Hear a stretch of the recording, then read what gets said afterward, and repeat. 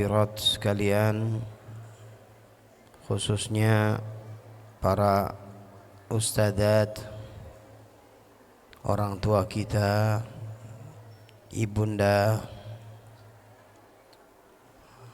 Hubabah Rahmah binti Hashim Al-Musawa,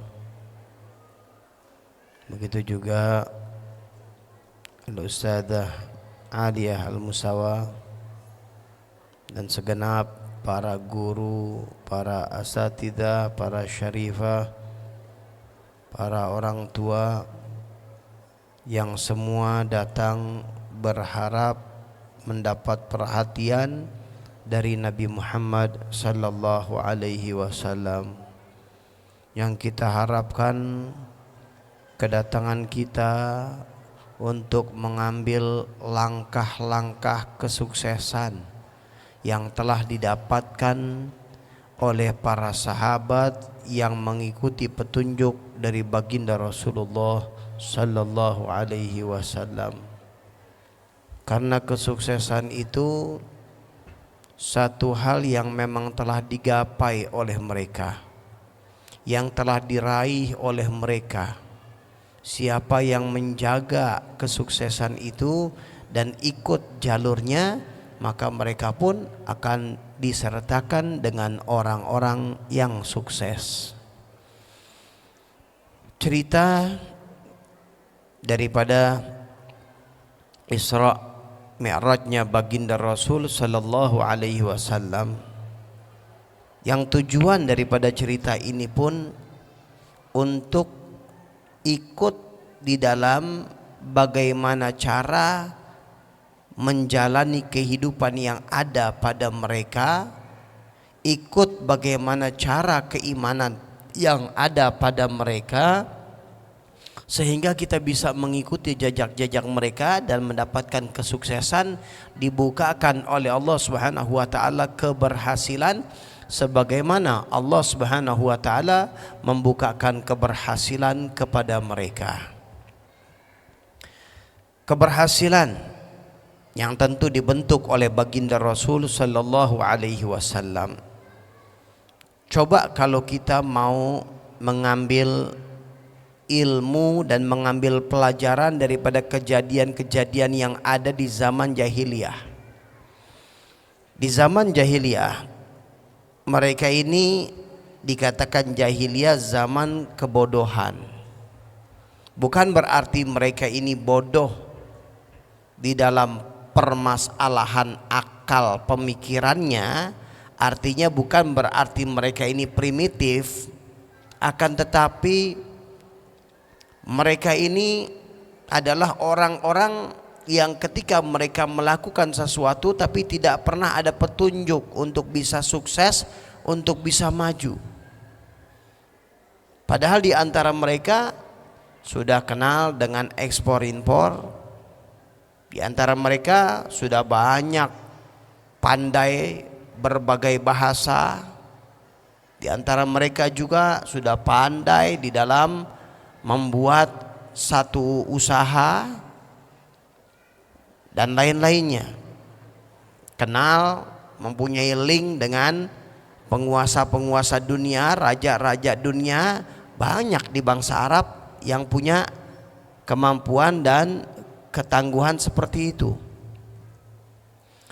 Tapi kehidupan mereka tak jauh dengan kehidupan, mohon maaf, seperti kehidupan binatang yang hanya berpikir bagaimana makan, yang hanya berpikir bagaimana menguntungkan diri, yang hanya berpikir bagaimana caranya untuk mendapatkan kebahagiaan dunia yang sifatnya sementara saja. Motivasi yang ada dalam hidup mereka tidak ada nilai motivasi tinggi untuk menggapai ke suatu kemuliaan yang besar, sesuatu kehebatan yang hebat di dalam keduniaan dan akhirat mereka. Datang baginda Rasul sallallahu alaihi wasallam, diservis oleh baginda Rasul sallallahu alaihi wasallam. Cara-cara berpikir mereka dirubah,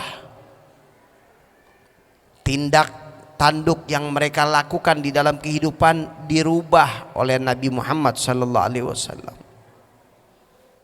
Dan di antara perubahan-perubahan itu adalah terjadinya Isra dan Mi'raj. Ini sangat istimewa dan sangat hebat. Maka dari itu goncangan ketika kejadian Isra Mi'raj pun besar goncangannya di kalangan pada saat itu. Ketika Rasul sallallahu alaihi wasallam balik di dalam Isra Mi'raj, beliau sampaikan, maka ramai di kalangan para bangsa Arab yang mereka mencemoohkan, menjelek-jelekan Rasul sallallahu alaihi wasallam, menganggap itu adalah sesuatu yang gila dianggapnya. Dan bahkan banyak juga ada yang orang-orang masih lemah di dalam keislamannya itu terpengaruh dengan pendapat-pendapat seperti itu. Tapi hakikatnya adalah itu perubahan yang dibawa oleh Nabi Muhammad SAW, termasuk perubahan cara berpikir. Kalau dahulu mereka itu berpikirnya hanya dengan logik, yang masuk akal mereka pakai, yang tidak masuk akal mereka buang, bahkan mereka tolak, bahkan kemampuan yang ada dalam standar mereka hanya dibatasi dengan logika. Tidak ada yang logika mereka ini tentunya terbatas, tidak pernah bisa mencapai keemasan karena logika mereka yang mereka jadi andalan atau dipertuhankan. Datang baginda Rasul sallallahu alaihi wasallam, dirubah itu. Ternyata di sana ada satu kekuatan di atas daripada kekuatan logika, yaitu kekuatan yakin kepada zat yang mengatur segala-galanya. Di antaranya adalah diajarkan mereka para sahabat dengan kejadian Isra dan Mi'raj. Masya Allah, hanya sebagian waktu sebentar, tapi kejadian itu kalau diceritakan 1 hari bahkan 1 bulan belum selesai. Dari banyaknya kejadian yang ada di dalam cerita Isra dan Mi'raj. Maka di dalam kejadian Isra Mi'raj ini seakan-akan menservis cara berpikir umat Islam, mengajarkan cara berpikir umat Islam. Di sana ada sesuatu kekuatan di luar daripada nalar logika yang ada pada akal manusia. Makanya di zaman atau orang-orang jahiliyah itu mengatakan, lihat kawanmu itu, kepada Sayyidina Abu Bakar, mengatakan hanya sebagian semalam berjalan dari Mekah ke Baitul Maqdis, kemudian dari Baitul Maqdis, hanya bicara seperti itu. Sedangkan kita berjalan dari Mekah ke Baitul Maqdis pulang itu 2 bulan. Dia hanya mengatakan hanya semalaman saja. Lihat tuh kawanmu, dia berkata kepada Sayyidina Abu Bakar. Maka jawaban daripada Sayyidina Abu Bakar Siddiq radhiyallahu an yang telah dibentuk, yang keluar dari madrasahnya Rasul sallallahu alaihi wasallam, tidak mengandal kepada logika tapi melihat daripada kekuatan Allah. Beliau jawab, seandainya beliau mengatakan, yaitu Rasulullah sallallahu alaihi wasallam mengatakan, semalaman itu beliau telah pergi ke langit, maka aku percaya. Aku percaya. Dipatahkan logika-logika mereka, karena yang ada hanyalah keilmuan yang mereka mampu dengan logika mereka. Mereka tidak pernah kenal dan tidak pernah tahu ada kekuatan selain daripada kekuatan itu, yaitu kekuatan Allah. Dipatahkan pemikiran mereka oleh Sayyidina Abu Bakar Siddiq radhiyallahu an. Dan yang terkejutnya lagi, ketika mereka minta, coba berapa pintu dan jendela yang ada di Baitul Maqdis? Rasul Sallallahu Alaihi Wasallam ketika beliau datang nggak perhatian dengan jendela. Sekarang sekilas kalau kita tanyakan berapa yang ada jendela dan pintu yang ada di depan kita sekarang, kita perlu lihat dulu. Karena tujuan ketika kita masuk ke satu ruangan, kita nggak bakal ngitung-ngitung itu. Tapi subhanallah, Allah Subhanahu wa taala bukakan baginda Rasul SAW gambaran Baitul Maqdis di hadapan beliau. Sehingga dengan mudah beliau menghitung sekian sekian sekian, dan itu tepat. Keajaiban mulai mereka lihat. Ini enggak sembarangan. Bahkan beliau sallallahu alaihi wasallam mengatakan untuk membuktikan kebenaran yang beliau ucapkan adalah akan datang rombongan, beliau jumpa kepada satu rombongan yang mana rombongan itu ada kehilangan ontaknya, dan rombongan itu akan berkunjung datang ke Madinah dari Baitul Maqdis mau ke Madinah. Dia kehilangan ontak di tempat fulan-fulan daerah situ, dan dia itu di sana diperkirakan 2 minggu lagi, kurang lebih misalnya diperkirakan 2 minggu lagi dia akan sampai di Madinah. Itu ditungguin karena logika mereka ini nggak masuk gitu. Ditungguin, ternyata benar ada rombongan datang. Dan ditanya, bagaimana kejadian kalian? Mereka pun nggak tahu apa-apa. Akhirnya mereka buka, orang-orang Arab ini di Madinah buka. Adakah kalian pernah kehilangan seperti ini, seperti itu? Iya, benar. Begini, kok kamu tahu? Terkejut lagi mereka. Ini semua logika itu dibantah. Ternyata ada sesuatu kekuatan di atas daripada kekuatan logika. Makanya rugi kalau udah Islam tapi masih bertuhannya, patokan kekuatannya hanya dengan logika, bukan patokan kekuatan Allah.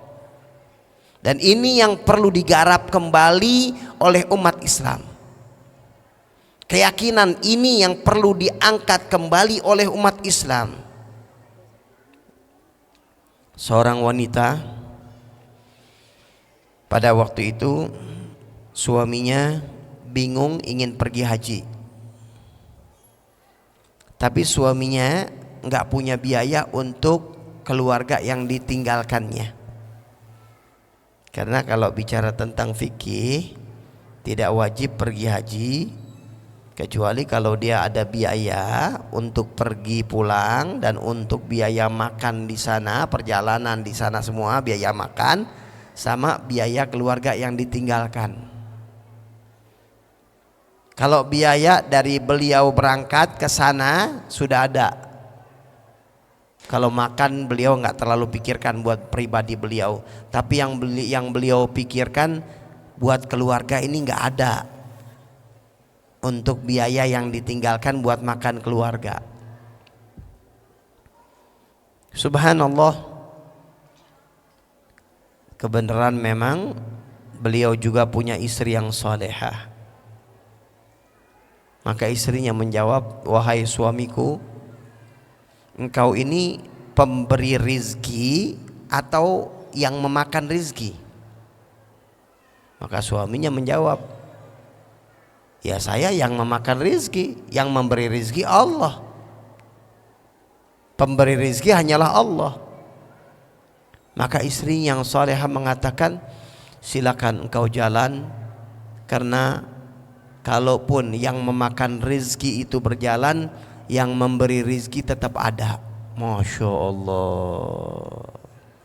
Ini nggak timbul begitu saja, dan tidak mudah kita ucapkan seperti itu kemudian gampang ngomong. Enggak, ini tidak berbicara seperti ini kecuali orang yang punya ikatan hebat, kekuatan yakinnya kepada Allah Subhanahu wa ta'ala. Dan ini ada pelatihannya di kalangan mereka dulu. Sidi Syekh Abdul Qadir Jailani rahimahullah qaddasallahu sirrah radhiyallahu an, Beliau itu untuk melatih di dalam ketawakalannya kepada Allah, tidak bergantung kepada logika, akan tetapi bergantung kepada Allah. Beliau berjalan musafir di gurun Sahara, gurun pasir, nggak bawa bekal, ya hanya mengandalkan kepada Allah. Kenapa? Yakin kalau memang rizkinya ada bakal dapat. Dimanapun orang itu berada, kalau rizkinya memang sudah ditulis akan datang. Dan apabila rizki tidak ditulis, dimanapun dia berada tidak akan dapat. Yakin, bismillah. Beliau jalan nggak bawa bekal. Berapa lama? 25 tahun. 25 tahun. Ini untuk mengolah batin biar terbuka hubungannya kepada Allah. Subhanallah, ya beliau jalankan dengan keistimewaan yang Allah berikan, dengan keyakinan. Orang kalau udah yakin udah nggak repot. Ini yang mahal, yang perlu digarap memang adalah keyakinan. Ini cerita daripada Isra Mi'raj adalah episode yang Allah Subhanahu wa taala berikan kepada para sahabat di dalam mendidik mereka bagaimana meningkatkan keyakinan kepada Allah, melepaskan, melucutkan logika-logika dan hilangkan bertuhan kepada logika, kembali bertuhannya kepada Allah. Keajaiban luar biasa. Dan ini kekuatan Islam. Kekuatan Islam ada di sini. Kalau kita hanya menstandarkan kekuatan kita dengan logika mereka atau kecanggihan mereka lebih tinggi. Tapi kalau kita menstandarkan kekuatan kita dengan keyakinan, maka tidak akan bisa ada yang mengalahkan umat Islam. Di antara contoh, ketika baginda Rasul sallallahu alaihi wasallam sedang istirahat, maka ketika beliau istirahat, ada seorang musuh menyelusup dan tiba-tiba menghunuskan pedang. Maka dia mengatakan, wahai Muhammad, siapa yang akan menolongmu sekarang? Dengan kegembiraan dan kesenangan dia merasa sudah bisa menguasai Rasul sallallahu alaihi wasallam karena pedang sudah di leher Rasul sallallahu alaihi wasallam. Dia tidak tahu, mereka tidak tahu umat Islam punya kekuatan di atas kekuatan logika itu. Maka beliau baginda Rasul sallallahu alaihi wasallam yang punya sesuatu keistimewaan yaitu keyakinan, dia tinggal mengucap Allah yang akan membela saya. Gemeter itu yang megang pedang, jatuh pedangnya. Gak bisa berbuat apa-apa. Diambil oleh Rasul pedang itu, kemudian ditanyakan siapa yang akan menolong engkau. Dia pun terbungkam diam karena memang tidak pernah ada pelajaran-pelajaran materi yang menyambungkan hatinya dia kepada Allah. Kita ini kalau hidup kita terus tidak pernah menggali untuk kedekatan itu, maka umpama makan makanan yang enak tapi mulut sariawan, anyep, tidak ada rasa.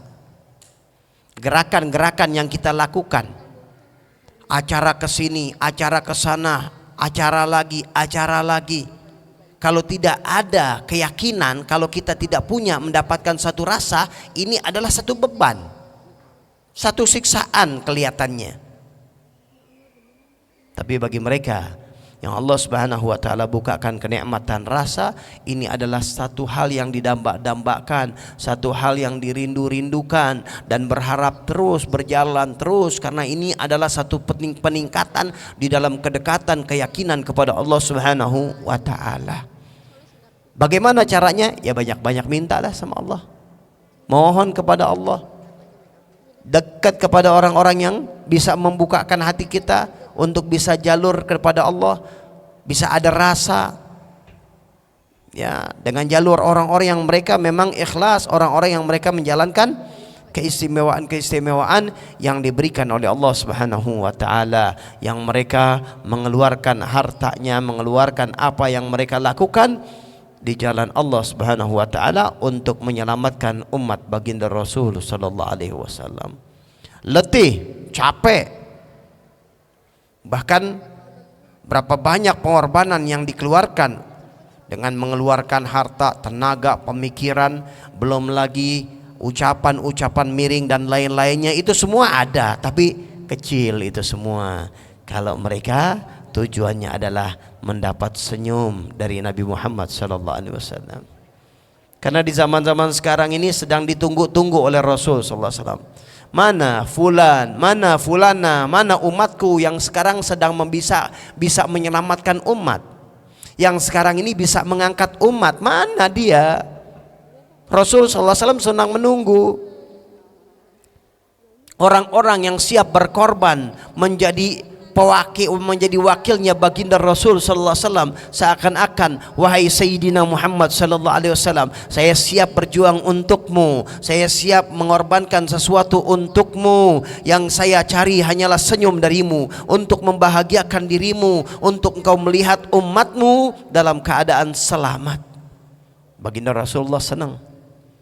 Itu yang dicari. Berapapun yang dia keluarkan, berapapun apapun tenaga apapun, itu semua kecil rasanya. Kecil. Kenapa? Masuk dalam kru baginda Sayyidina Muhammad sallallahu alaihi wasallam untuk menyelamatkan umat. Ini misi yang perlu kita tanamkan. Ini misi dalam kehidupan kita yang perlu kita gantungkan, yang perlu kita tanamkan dalam pondasi kehidupan kita, bahkan pondasi rumah tangga kita. Jangan hanya berpikir kesuksesan rumah tangga kalau kita sudah punya ini, sudah punya itu, dan lain-lainnya, tapi hatinya nol untuk bergantung kepada Allah. Agama hanyalah menjadi satu teori yang dikatakan di akhir zaman ada Islam, ada iman, ada ihsan. Di awal-awal seperti itu ada, tapi di akhir zaman pergi ihsan. Yang ada hanyalah Islam dan iman. Hanya berlogika dengan syariat keimanan, tapi ihsan itu baik di dalam melakukan sesuatu sudah tidak ada. Datang seseorang meminta-minta, kita tidak ada, tapi kita bisa ada ihsan. Mohon maaf, mudah-mudahan Allah kasih rezeki. Ini ihsan. Tapi terus berjalan ihsan ini tidak ada. Ya saya tidak ada uang, mau diapain lagi? Jangan maksa minta sama saya ini itu dan lain-lain, sudah hilang ihsannya. Kemudian terus bertambah lagi di akhir zaman lagi, sudah lagi tidak ada bicara tentang keimanan, tapi yang ada hanyalah teori tentang keislaman. Islam hanyalah dibuat seminar, dibuat hanya teori, Islam ini bagus, begini, begitu dan lain-lainnya. Praktek Islam yang ada di dalam rumah baginda Rasul sallallahu alaihi wasallam sudah hilang dari rumahnya umat Islam. Sudah pergi dan sirna dari rumahnya umat Islam. Umat Islam dalam rumahnya yang ada hanyalah tuh pamer kekayaan, itu pamer baru-baru yang bagus, oh ini pamer itu dan lain-lain. Lupa bagaimana rumahnya Sayyidah Fatimah Zahra, bagaimana rumahnya Rasul sallallahu alaihi wasallam, bagaimana pakaian-pakaian yang ada pada rumah-rumah tangga beliau orang-orang yang soleh. Bahkan kita melihat satu keaiban besar apabila sesuatu itu yang tidak sesuai yang kita lihat, padahal itu ada di zaman Rasul sallallahu alaihi wasallam. Ini perlu kita berhati-hati. Oh, rumah nggak ada makanan, apaan ini rumah tangga kayak begini? Masa nggak ada makanan? Masa nggak punya makanan? Padahal dia tidak tahu di rumahnya Rasul sallallahu alaihi wasallam beliau itu sering nggak punya makanan. Sering dalam rumah tangga beliau nggak punya makanan. ada dalam kehidupan beliau seperti itu, tapi di zaman sekarang kita melihat ini adalah satu keaiban. Subhanallah. Ini adalah perputaran. Islam hanyalah sekedar Islam. Bahkan di akhir lagi ihsannya hilang, imannya hilang, Islamnya hilang. Naudzubillah. Mudah-mudahan Allah jaga kita, Allah pelihara kita. Maka dari itu yang terakhir perlu kita pahami, ini bisa terbentuk dan bisa cepat sukses adalah karena guru-guru yang membimbing, terutama guru yang pertama yang ada di rumah, yaitu ibu. Madrasatul ula, ibu itu adalah sekolah pertama anak-anak. Ini anak-anak mau kenalnya kepada Allah kah dia? Anak-anak itu bagaimana bersambung hatinya kepada Allah, kepada Rasul, cintanya itu bagaimana penanaman ibunya. Ibu, makanya baginda Rasul mengingatkan madrasatul ula, ibu itu sekolah pertama buat anak-anak. Ada di Mauritania itu kalau anak masih kecil ibunya yang didik, terus didik oleh ibunya, adabnya, akhlaknya semua, sampai Al-Qur'annya, hafal Quran, hafal ini, hafal hadis dan lain-lain. Kalau udah umur 10 tahun baru diserahkan kepada ayahnya. Coba bayangkan kalau sudah 10 tahun, artinya apa? Ini ibu berkemampuan tinggi, walau tidak ada julukan daripada doktorah kah atau profesor, tapi ini bisa mengalahkan doktor dan profesor di dalam mendidik anak-anak mereka. Titelnya di hadapan Allah istimewa. Tidak mudah membentuk karakter anak untuk menjadikan anak apa adanya, menjadikan anak itu semangat untuk ibadah, semangat untuk belajar, semangat untuk menghafal. Ini nggak mudah. Kalau orang-orang tua atau khususnya para ibu hanyalah memikirkan materi, maka anaknya dibanggakan dengan memiliki materi. Makanya dalam tarbiyah Islam, dalam pendidikan Islam dikatakan jangan pernah sekali-kali membanggakan dunia di hadapan anak-anak. Kenapa? Karena itu adalah pendidikan. Kalau kita membanggakan dunia di hadapan anak-anak, berarti kita sedang mendidik anak-anak kita, nih loh sesuatu yang dibanggakan di dalam dunia. Sementara Allah Subhanahu wa taala mengingatkan, semenjak Allah ciptakan dunia, Allah tidak pernah menoleh kepada dunia itu. Artinya bukan berarti kita tidak boleh punya dunia, enggak. Silakan, kalau memang Allah buka kemudahan dunia, alhamdulillah. Kalau memang Allah Subhanahu wa taala lancarkan kita dan memang harus usaha, silakan. Tapi ingat, jangan itu dijadikan andalan. Baik hadirin, alhamdulillah. Mudah-mudahan ini bekal buat kita semua dan dijadikan ini ilmu manfaat buat kita semua, dan mudah-mudahan Allah Subhanahu wa taala maafkan dosa kita. Jadikan perkumpulan ini perkumpulan yang dijadikan orang-orang yang hadir di sini menjadi pejuang-pejuangnya Nabi Muhammad sallallahu alaihi wasallam. Ayo kita niatkan, ya Rabbi, jadikan hamba sebagai pejuangnya Nabi Muhammad sallallahu alaihi wasallam. Jadikan rumah tangga hamba rumah tangga yang digembirakan oleh Nabi Muhammad sallallahu alaihi wasallam sebagai figur contoh mengambil daripada apa yang ada dalam rumah tangga Sayyidina Muhammad sallallahu alaihi wasallam. Mudah-mudahan Allah berikan keberkahan buat kita semua. Hadza wal afu minkum. Assalamualaikum warahmatullahi wabarakatuh. Waalaikumsalam warahmatullahi wabarakatuh. Alhamdulillah hadirat jamaah rahimakumullah, telah selesai kita dengarkan tausiah yang baru saja disampaikan oleh Habibana al-Mahbub Al-Abuya Al-Habib Muhammad Ridwan bin Ahmad bin Yahya. Dan untuk acara selanjutnya kita dengarkan sambutan yang akan disampaikan oleh Al-Mukarram Al-Muhtaram Ustadzah Syarifah Fatma Ala Taswaliha. Tafadhal. Sallu ala Muhammad.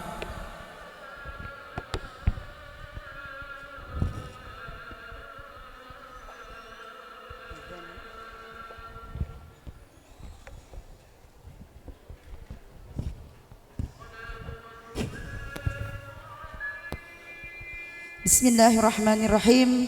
Assalamualaikum warahmatullahi wabarakatuh. Subhanalladzi yasra bi'abdihi laylan minal masjidil haram ilal masjidil aqsa الذي باركنا حوله لنريه من آياتنا إنه هو السميع البصير. وقال النبي صلى الله عليه وسلم إنما بعثت لأتمم مكارم الأخلاق. الآية معنانا والله أعلم.